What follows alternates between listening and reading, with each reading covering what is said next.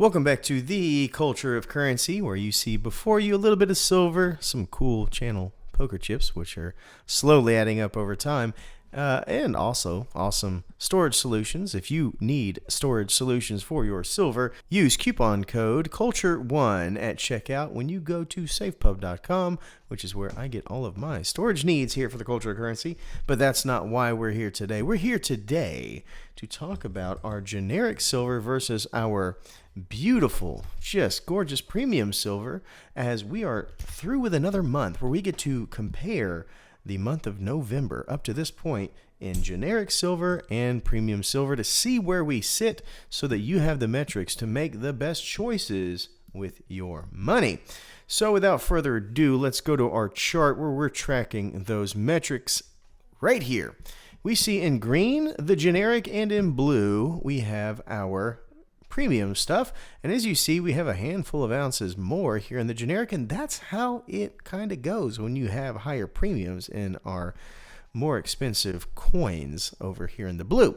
But up to this point, we have all of these beautiful pieces that you see before you. Let's go ahead and start here in the generic. As you see, we track our purchase dates, we have a description, we have the price that we paid, what the spot was at that price, which gives us our premium, and obviously we tabulate the weight. So as you see, for example, this 3-ounce Monarch bar, we divided that into 3 times so that you know visually how that kind of went about, so on and so forth, so that we get a pretty good understanding of the metrics for these. We did the same thing over here with our premium bullion when we bought it. What is the description of it? Price, spot, premium, and weight. And as you can see, for things like this Austrian forget-me-not, quite a big jump in the premium, $19 premium. But when we track those over time, we do see that those discrepancies oftentimes are worth it. That's just what the data is saying. I know we might have some differing opinions on that, but I'm tracking numbers, not feelings. And so that's just kind of where it's at right now. So without further ado, let's go ahead and go over here where's, the data points that kind of tell the story. We have the generic price paid up to the month of November being $1,105, which makes sense. When I do $100 a month over 11 months, I should be around that 1100 mark.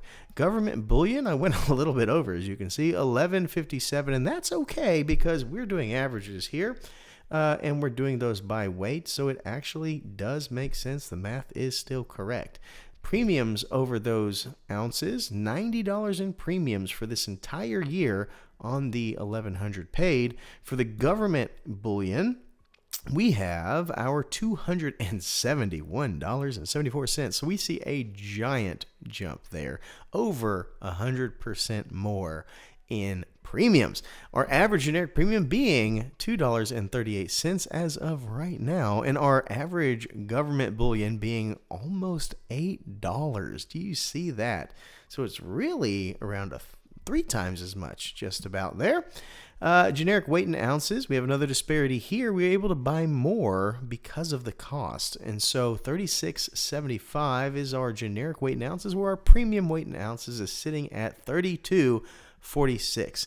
Now, this is kind of the stagnant stuff because we're tracking by quarter. Quarter 3 ended in October, really end of September, so that we have October, November, and December to track for quarter 4, but that'll be interesting. But basically, our spot price for the average right here, we tracked hit quarter 1, 2, and 3, and as we saw, there was a big jump from quarter 1 to 2, and we saw a huge discrepancy, kind of shift in the premium and generic ratio when that jumped, because when it jumped, the gap of the premium bullion's value narrowed in how much it had over the generic. And we see that over here.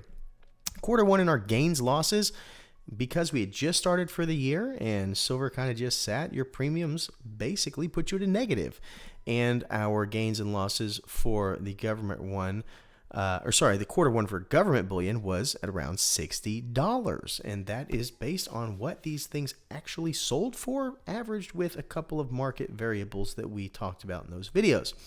Quarter 2, we had right here, we had this swing, as you saw, from $24 to $29 being our spot price. So we went from negative 26 to positive $15 roughly, which was the biggest swing we saw. Quarter two, we went up to $78, so we saw just a jump of 20 bucks there. So we saw the big swing, like I said, in generic, but a good $20 rise in the government bullion. When spot shot to $31 in Q3, we saw $80 positive. So when we see Q1 going from negative 26 all the way up to 80, that is a huge swing. But not to be outdone, our government bullion went from $58 to $155. So it, within quarter 1 to 3, jumped almost $100 right there itself. So both of them moved about $100. The issue being one of them started in the negative, one of them started in the positive because of spot price and the amount that you can sell things for in the generic realm versus the government bullion realm. And things like eBay and all that can help you understand kind of what things are actively selling for. So when we get to our generic value, we started Q1, we had roughly 282 in the generic. In the government, we had 385. We go to Q2, 608 to 735. Q3, 979. And then we had 1,117. So that being said, that's kind of where we are. And if you want to know what I'm doing there, basically, that's our list. So this is our government bullion. We have our price, our spot, our premium, our weight. We see the Q1 mark right there, the difference being positive or negative, and we've just kept tracking those as we bought those. So these are all here going to be in the Q4. We get to generic, we do the same thing, right? And now the difference being we consider this to be whatever spot price is. So when you see spot price per the ounce, that is where I put it. And honestly, that's giving it a little bit of grace because when you sell generic silver, usually you're not going to be selling it at spot. It's going to be a little bit under so that they can try to make a profit unless you're selling it outright to somebody, who's an individual, and then you sell it to them at spot. So there's a little bit of grace to be had there. But that's where we get our metrics there. As you can see, we've got a handful here that are going to be in Q4. And we also have our Christmas sale items that, let me go back to this window. That is coming. That's not right. Here we go. Okay. So all of these generic things, and by all of them, I mean most of them, will be for sale because I'm doing all of these metrics for you so that you understand how to do right with your money. I'm not necessarily attached to some of this generic stuff. I do enjoy it. It's really fun to play with, but I think a lot of you would enjoy it more. So a lot of this stuff will be going on my website, hobbysilver.com, sometime in December. I don't know. If you're a channel member, you have the right to reserve one item, just one, that you really can't live without. And only a couple of those have been taken off the board. So if you are a channel member and you have not done that, please email me and let me know if there's a piece you really like. I'm going to try to get as close to the number on these per ounce where I'm not losing money in shipping or anything like that. But they're going to be very close to spot. So that being said, I'm here to not try to rob you and make things fair for both parties. But yeah, if you see something you like and you are a channel member, go ahead and email me. I'll let you know if it's still available. If it is, we'll lock it in for you. And if you are not a channel member, maybe consider being one. But if not, that's okay too, because most of these items, like I say, are fair game. We've made plenty of videos over them. And so if you see something maybe like this Paradise bar that you're just in love with, then it could fall to you.